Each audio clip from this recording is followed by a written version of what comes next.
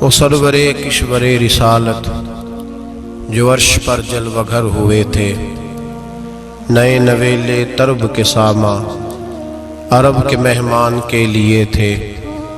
یہاں زمیں پر وہاں فلک پر رچی تھی شادی، مچی تھی دھومیں۔ اعلیٰ حضرت فاضل بریلوی رحمۃ اللہ علیہ نبی پاک کے معراج کا تذکرہ کرتے ہیں، فرماتے ہیں یہاں زمیں پر وہاں فلک پر رچی تھی شادی اور مچی تھی دھومیں۔ ادھر سے نفخات اٹھتے آتے، ادھر سے انوار اٹھ رہے تھے۔ اور فرماتے ہیں کمان امکان کے جھوٹے نکتو، تم اول اور آخر کے پھیر میں ہو۔ محیط کی چال سے تو پوچھو کدھر سے آئے کدھر گئے تھے۔ اور فرماتے ہیں بچہ جو تلووں کے ان کا دھوون، بچہ جو تلووں کا ان کے، کہتے ہیں جب نبی پاک کے پیر دھوئے نا فرشتوں نے تو اس سے جو پانی بچ گیا تھا، لگ کے جو بچ گیا، کہتے ہیں بچہ جو تلووں کا ان کے دھوون بنا وہ جنت کا رنگ و روغن۔ بچہ جو تلووں کے ان کا، دیکھیں یہ تخیل صرف فاضل بریلوی کا ہے، یہ کسی اور کی سوچ ہے، یہ تخیل صرف اعلیٰ حضرت فاضل بریلوی کا ہے۔ فرماتے ہیں بچہ جو تلووں کے ان کا دھوون بنا وہ جنت کا رنگ و روغن، نہانے میں جو کچھ بچا تھا پانی کٹورے تاروں نے بھر لیے تھے۔ کہتے یہ جو ستاروں میں روشنی ہے نا، جب حضور نے غسل کیا نا معراج کی رات، تو جو اس میں سے پانی بچ گیا تو یہ تارے اٹھا کے لے گئے تھے، اللہ نے سب کو روشنی عطا کر دی ہے۔ فرماتے ہیں جنت بڑی حسین ہے، لیکن اس کا جو رنگ روغن ہے نا، وہ معراج کی رات جو حضور کے پیروں سے پانی لگ کے گیا ہے، اس کی وجہ سے اللہ نے اسے رنگ روغن عطا فرما دیا۔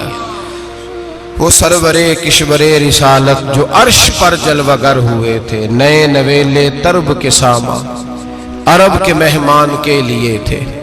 عزیز دوستو، معراج مصطفیٰ صلی اللہ علیہ وسلم، معراج حضور کا معجزہ ہے۔ معراج نبی پاک صلی اللہ تعالی علیہ وسلم کے اس عظیم معجزے کو کہتے ہیں جس نے پوری دنیا کی عقل کو عاجز کر دیا۔ اس زمانے میں مشرکین منافقین انکار کرتے تھے کہ حضور کیسے گئے، کس طرح گئے، کیسے ہو سکتا ہے۔ آج ہمارے زمانے میں کچھ عقل مند مسلمان، حالانکہ علامہ اقبال بڑا عرصہ پہلے کہہ چکے عقل کو تنقید سے فرصت ہی نہیں۔ عقل کو تنقید سے، عقل مند بندے کو ہونا چاہیے کہ نہیں جی، پر تنقید والی عقل نہیں ہونی چاہیے۔ عقل کو تنقید سے، اقبال ایک ایسا شاعر ہے جو شعر کا وزن بنانے کے لیے لفظ استعمال نہیں کرتا کہ وزن بن جائے، چلو لفظ کوئی بھی ہو۔ آج کل تو لوگ وزن بنانے کے لیے پتہ نہیں اس کا مفہوم کیا ہے، چکر کیا ہے، وزن بنانے کے لیے بس۔ اقبال وزن بنانے کے لیے لفظ استعمال نہیں کرتا۔ اقبال کہتے ہیں کہ میری پوری جو سوچ ہوتی ہے وہ میرا پورا فکرہ ہوتا ہے۔ سوچ، اقبال یہ نہیں کہتے کہ عقل 1 منٹ 2 منٹ تنقید کرتی ہے پھر چپ کر جاتی ہے۔ کہتے ہیں عقل کو تنقید سے ویلی بہندی نہیں، ساری دیہاڑی تنقید کر دی رہی، 1 منٹ کی بھی اس کو فرصت کرتی کیا ہے، بولے عقل کو تنقید سے۔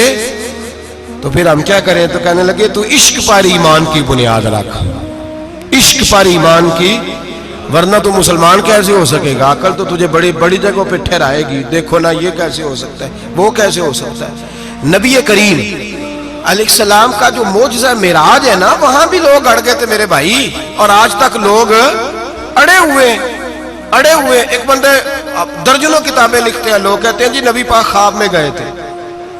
تو میں کہتا ہوں جناب، میں اگر خواب میں ساری عرش کرسی لوح محفوظ ہو کے آ جاؤں تو کسی کو اعتراض ہوگا؟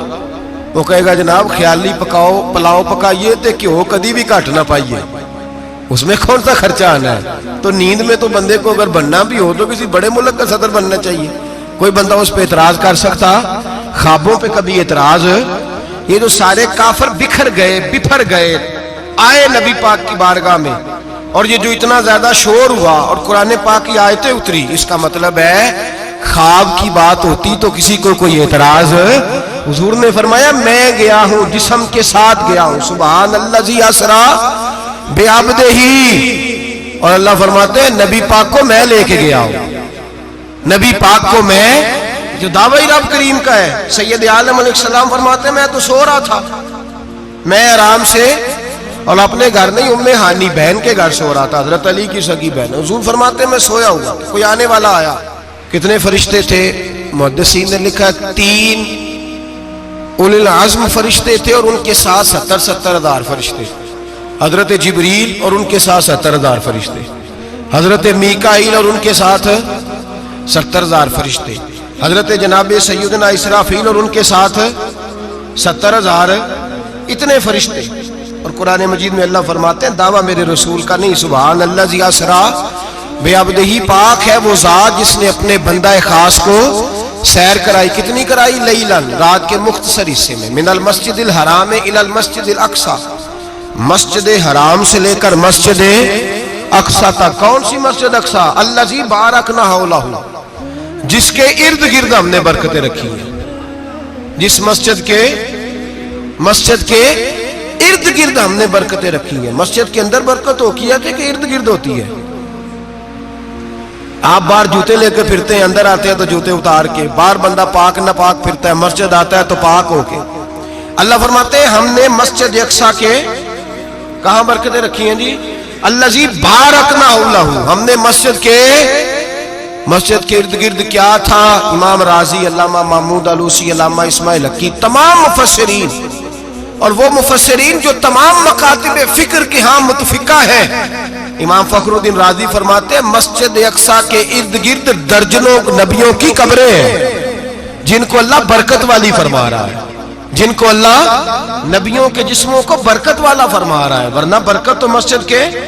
حضرت علامہ محمود آلوسی نے لکھا ہے جب حضرت یوسف علیہ السلام کا وصال ہوا نا، تو دریا کے کنارے ان کی قبر بنی، تو کچھ لوگوں نے پانی لگایا اپنے کھیت کو، ان کی قبر کے پاس سے ہو کے گزرتا تھا، تو جو پانی ان کی قبر کے قریب سے ہو کے گزرتا تھا، جس کھیت میں جاتا تھا اس کی فصل سرسبز و شاداب ہو جاتی۔ وہ دوسری سائیڈ والے شور کرنے لگے، کہنے لگے تمہارے کو اکیلے کے نبی تو نہیں تھے نا، ہمارے بھی پیغمبر ہیں۔ وہ حضرت یوسف علیہ السلام کی قبر کھود کے تابوت نکال کے دوسری طرف لے گئے۔ انہوں نے کہا جناب ہم نے وہاں دفن کرنا ہے، ہمیں بھی تو سرسبز و شاداب ہونے کی ضرورت ہے نا۔ اب شور ہو گیا، ادھر والے کہیں ہم نے دفن کرنا ہے، ادھر والے کہیں ہم نے۔ بڑے لوگ بیٹھے، قوم کے بڑے، انہوں نے کہا سنگ مرمر کا مقبرہ بناؤ، اور ان کی قبر کے قریب سے دریا کا پانی، پھر آگے جا کے ایک حوض بناؤ، اس میں سے سائیڈیں نکال لو۔ وہاں حضرت یوسف علیہ السلام کی قبر کے قریب سے پہلے چھوٹا سا رستہ نکالا گیا پانی کے لیے، پھر آگے جا کے ایک بڑا تالاب بنایا گیا، پھر چاروں طرف وہاں سے پانی جاتا تھا، جہاں جہاں پانی جاتا تھا اللہ سرسبز و شاداب کر دیتا تھا سارے علاقے کو۔ نبیوں کی قبروں میں ان کے وجود میں رب کریم نے برکت رکھی ہوئی ہے، برکت رکھی ہوتی ہے اللہ تعالیٰ۔ یہاں لوگ بفر جاتے ہیں، پر ایک اور بات بھی یاد رکھیں، ہر ایک کا مزار نہیں بننا چاہیے۔ ہمارے تو جتنی کثرت سے مزار بن رہے ہیں، لگتا ہے ہر گلی میں 6 مزار ہوں گے۔ کسی برکت والی قبر سے فیض حاصل ہوتا ہے۔ ہر آدمی شوق ہی بڑا ہے قبروں میں دفن ہونے کا، لوگ مرنے سے پہلے مزار بنا کے پھر رکھ دیتے ہیں، کہتے ہیں پتہ نہیں بچے بعد میں بنائے کہ نہ بنائے۔ تو بھائی ہر ایک کا مزار صاحب فضیلت کا مزار